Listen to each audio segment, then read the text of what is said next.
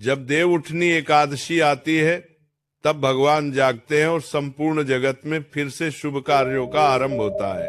कथा के अनुसार जब भगवान विष्णु ने राजा बलि को वचन दिया था कि वे उसके लोक में निवास करेंगे, तब इंद्रादि देवताओं ने उनसे कहा कि प्रभु, जब आप पाताल लोक चले गए हैं तो हम सभी देवता असहाय हो गए हैं, कृपया हमारे कल्याण के लिए कुछ उपाय करें। तब भगवान ने कहा, हे देवराज, मैं 4 महीने तक बलि के लोक में रहूंगा और जब कार्तिक शुक्ल एकादशी आएगी तब पुनः अपने वैकुंठ लौट आऊंगा। इसीलिए इस तिथि को देवोत्थान एकादशी कहा गया। जब यह दिन आता है तो भक्तजन प्रातः काल स्नान करते हैं, घर को सजाते हैं, द्वार पर दीप जलाते हैं और भगवान विष्णु की पूजा आरंभ करते हैं। इस दिन भगवान को तुलसी दल अर्पित करना विशेष रूप से शुभ माना गया है। तुलसी जी को भगवान विष्णु की प्रिय पत्नी के समान आदर दिया जाता है। इसीलिए इस दिन तुलसी विवाह का आयोजन भी किया जाता है। कहा जाता है कि जिसने कार्तिक शुक्ल एकादशी के दिन तुलसी विवाह संपन्न किया, उसने सैकड़ों यज्ञों का फल प्राप्त किया। यह दिन न केवल देवताओं के जागरण का प्रतीक है, बल्कि हर भक्त के जीवन में नई शुरुआत का संकेत भी देता है। कथा ये भी कहती है कि इस दिन स्वयं ब्रह्मा, विष्णु और महेश लोकों में घूमकर ये देखते हैं कि कौन कौन उनके नाम का स्मरण करता है। जो व्यक्ति इस दिन व्रत रखता है, स्नान करता है, दान करता है, दीपदान करता है, उसका जन्म जन्म का पाप मिट जाता है। जो लोग पिछले जन्मों में अधर्म, आलस्य या भूलवश कुछ त्रुटियां कर चुके हैं, उनके जीवन में यह व्रत नई रोशनी लाता है। इस एकादशी को केवल उपवास का नाम नहीं दिया गया है, यह आत्मशुद्धि का दिन है। जो व्यक्ति इस दिन प्रातः काल स्नान के बाद नमो भगवते वासुदेवाय का जाप करता, उसके जीवन में धन, सुख, शांति और समृद्धि के द्वार खुल जाते हैं। कहा जाता है कि इस दिन जल में खड़ा होकर भगवान विष्णु को दीपदान करने से अनंत पुण्य प्राप्त होता है। यदि कोई यह दीप तुलसी जी के पास रख दे तो लक्ष्मी स्वयं उस घर में वास करती है। कथा के अनुसार एक समय माता लक्ष्मी ने भगवान विष्णु से कहा, प्रभु, आप निरंतर सोते रहते हैं।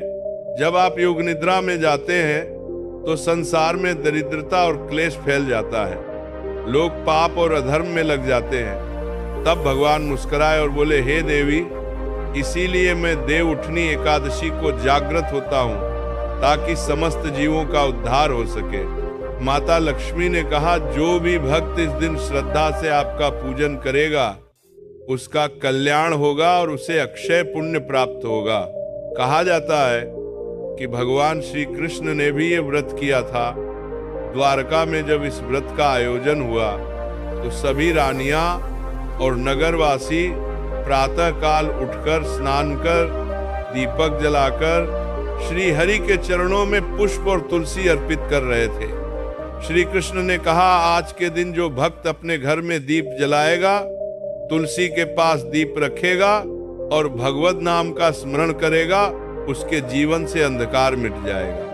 भक्तगण इस दिन भगवान की शैया बनाते हैं, 4 दीपों से अलंकार करते हैं, जिसमें से एक दीप विष्णु के चरणों में, दूसरा ब्रह्मा के लिए, तीसरा शिव के लिए और चौथा माता लक्ष्मी के लिए रखा जाता है। इस 4 दीपों का महत्व बहुत गहरा है।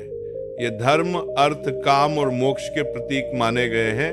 जो व्यक्ति इस दिन शाम के समय तुलसी जी के पास जाकर दीपक जलाता है और भगवान विष्णु से कहता है, उठो देव, उठो गोविंद, जगो माधव, कार्तिक मास आया है, विवाह और शुभ कार्यों का आरंभ हुआ है, तो उसके घर में कभी दरिद्रता नहीं आती।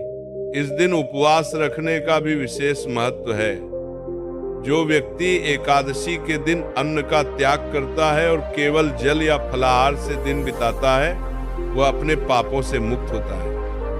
अगर कोई व्यक्ति शारीरिक रूप से व्रत नहीं रख सकता तो वह केवल भगवान का नाम लेकर भी उतना ही पुण्य प्राप्त करता है जितना व्रत रखने वाला। इस दिन चावल, दाल, बैंगन, प्याज, लहसुन, मसूर, मांसाहार जैसी वस्तुओं का त्याग किया जाता है। भगवान को पंचामृत, तुलसी दल, केले, दूध और शुद्ध घी का दीप अर्पित किया जाता है। कहा जाता है कि देव उठनी एकादशी की रात्रि को जब भक्तजन भजन कीर्तन करते हैं तो आकाश में दिव्य प्रकाश फैलता है। हर दिशा में एक दिव्यता होती है, जैसे स्वयं विष्णु भगवान उस भक्त के घर पधार गए हों। शास्त्रों में कहा गया है, एकादश्यां हि कृता सर्व पापैः प्रमुच्यते, येन व्रतेन तुष्टोऽहं तीन मुक्तिर्न संशयः। अर्थात जो भक्त एकादशी का व्रत करता है वह सब पापों से मुक्त होकर मोक्ष को प्राप्त करता है। भक्तजन इस दिन अपने घर में या मंदिर में हरि उठो, जागो, गोविंद के भजन गाते हैं। तुलसी जी और भगवान विष्णु के प्रतीक स्वरूप शंख, चक्र, गदा, पद्म रखे जाते हैं। पूजा में गन्ना, नारियल, सुपारी, लौंग, इलायची, फल और मिठाइयां अर्पित की जाती हैं। रात्रि में भगवान को शयन करवाने से पहले भजन गाना और दीप जलाना अत्यंत फलदायक माना गया है। जो व्यक्ति इस दिन ब्राह्मणों को दान देता है, जरूरतमंदों को भोजन कराता है, गोदान करता है या केवल अपने मन में किसी के लिए शुभ सोचता है, उसका कल्याण होता है। इस दिन किए गए पुण्य कर्मों का फल 1000 गुना बढ़ जाता है। कहा जाता है कि यदि किसी ने साल भर की एकादशियां मिस कर दी हों तो केवल देव उठनी एकादशी का व्रत करने से उन सभी एकादशियों का फल प्राप्त हो जाता है। भक्तजन कहते हैं कि जब प्रभु सोते हैं तो संसार में तमोगुण और अज्ञान बढ़ता है और जब वे जागते हैं तो ज्ञान और प्रकाश का आरंभ होता है। इसलिए इस दिन को ज्ञान का उत्सव भी कहा गया है। इस दिन मंदिरों में भगवान विष्णु की मूर्तियों को नई वस्त्राभूषणों से सजाया जाता है, पुष्पों से अलंकृत किया जाता है और भगवान के चरणों में तुलसी का हार अर्पित किया जाता है। जो व्यक्ति इस दिन अपने घर के आंगन में या तुलसी के पास दीप जलाता है, उसके घर में देवताओं का वास होता है। लक्ष्मी जी उस घर में स्थायी निवास करती हैं।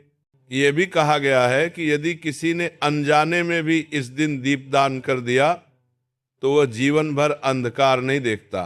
कार्तिक मास में एकादशी का यह व्रत समस्त व्रतों का राजा कहा गया है।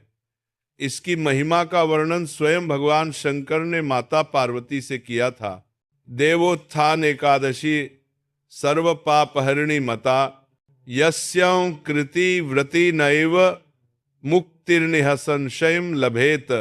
जो व्यक्ति इस व्रत को श्रद्धा से करता है उसे वैकुंठ धाम की प्राप्ति होती है।